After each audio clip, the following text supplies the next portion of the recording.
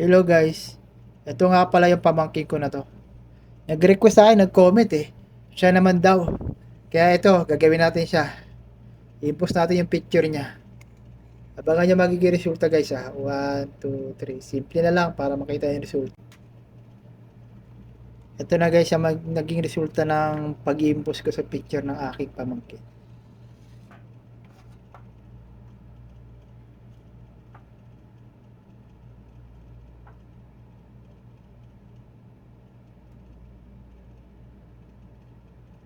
Guys, simple lang yung mga guhit niya kaya hindi ganun katagal eh.